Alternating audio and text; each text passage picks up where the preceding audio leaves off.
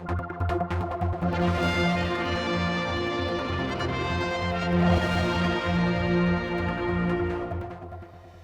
joined by Juan Watterson at our briefing session.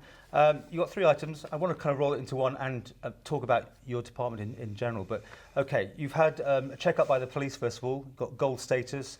Everyone's very happy. You brought in consultants. They picked 35 police officers at random and you got good results. That's the press release. Let's get into it now. I mean, yet again, there's been more budget constraints there like everywhere else. There has been friction, I should imagine, because of that. Yet you're being told that everything's okay. And not only the budget cuts as well, but actually quite a significant reorganisation in the constabulary as of last October.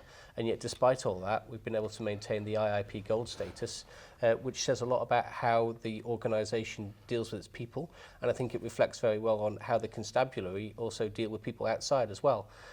It shows that we're a first-rate organisation that are really people-focused, and that's something that I take no credit for, but it's something that deserves the congratulations of everybody, from the support staff, the trainee constables, right the way up to the chief constable and his management team. Does that say anything about morale, though, in there? Does it give you those sort of feedback as well?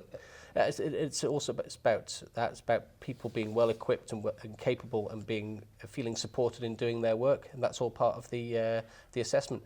I say it's particularly creditable because it's done by an off-island validator as well. So it's something that it wouldn't be influenced by sort of local opinion, shall we say, in terms of having it done by someone else in government. I mean, are you surprised it is so good in the sense of, with you having to keep the budgets under a cap and all that sort of thing, that people are appearing to be actually okay? Yeah, it's good, but I think it says a lot about their professionalism, their dedication to the work that they know and love.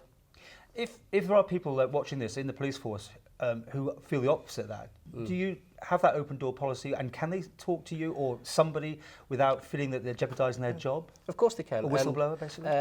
But also I've been out and about to police stations. I've met with the local team in the south very recently. I've been down to CID and had it from the horse's mouth. And it's not to say that everything is perfect and nothing could be done better. But that's something that I am interested in hearing. But it says that the processes are there to take that on board and to work through it and to make it better. You've been around the fire stations as well. I know you've been tweeting about that and that sort of thing. Was that, again, a random just turning up, or was it planned? I mean, were they ready for you, or did you get it as it was, basically? I think they were ready for me, and I got it how it was. And that's important, because I think now I've met every single firefighter on the island, subject to anyone who is sort of, sick or not available on a drill night. But I've got around a significant proportion of the full-timers and the retained crew, and I'll be having a meeting at this lunchtime with the Chief Fire Officer and Chris Thomas, who's the member responsible for that area, to discuss it and see what we can learn from it. And let me talk about that situation with morale and everything. How you found the fires? Again, we've got people there who love their community, who love what they're doing, who love their job, who have identified things that we could be doing better, and aren't there plenty of those all around government, and it's about listening to those, seeing what we can do to make them enjoy their work more and make sure that they're but they've effective. suffered big cuts as well. I mean, like everyone, I mean, people talk to me, you know, in all these professions, and I hear one thing, but I read another thing. That's what I'm trying to get out of this, is that I don't think underlying is a cause concern. No, I don't think you are getting two different pictures. I think people are worried, and people have been worried about their jobs in the fire and rescue service. I think we found the results through estates savings, so things such as the live fire facility, which will save about 50,000 a year, about consolidating our estates. That's money that can then go into protecting frontline services. So that then should ease some of those fears about redundancy in the coming year. Now, none of us has a crystal ball about what's going to happen, you know, years down the line, but I think that's as much as we can deliver 1 year at a time. Will you get these guys in to fire and rescue and do the same sort of exercise to see how they're doing and feeling, asking for 35 people to come forward and give their views? It's something that I'll talk to the Chief Fire Officer about, but this is on top of there's already been internal staff surveys done, and that will pick up some of the similar aspects, but it's not the same sort of external accreditation. Okay. Wrapping into these press releases, you're moving your headquarters. You're going to go down to the water and sewage, I think, whatever they call themselves. The drill hall. The drill hall, that's it. That's a money-saving exercise. I mean, I remember that place years ago. It was buzzing with people. It had all that emergency control people there as well. That's almost disappeared, hasn't it? I mean, it's really you've lost a lot of people up there. Well, if you look at the sheer amount of estates that we had 3.5 years ago when I arrived, you had Elm Tree House in Onchan, which was the home of the Fire and Rescue Service. They've come down to Homefield. You had Winchester Court for police training. They've come down to Homefield.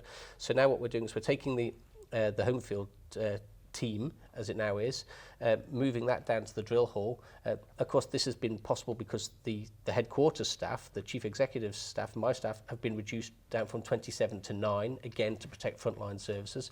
And then we'll be taking others from police headquarters, taking them down to the drill hall as well, along with an awful lot of records and archiving that we're currently out in private sector warehousing facilities to make those sort of operational savings. What you do with the old building? Sell it? Yeah.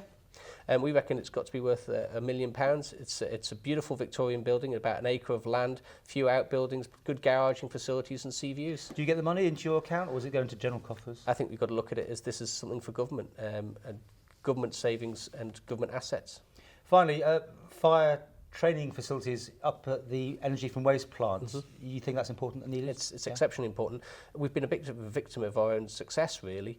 In so many ways, we're not attending the number of domestic and commercial fires that firefighters were attending 20, 30 years ago.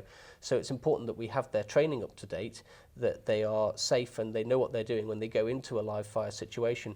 That's something at the moment we spend about $50,000 a year doing, sending people across to the UK, whereas we can do it on the Isle of Man, save the money, have the facility manned by the Douglas crew, who are still then able to respond to an incident in Douglas if required. And I'll be going to Tynwald in June, asking for £607,000 to build it.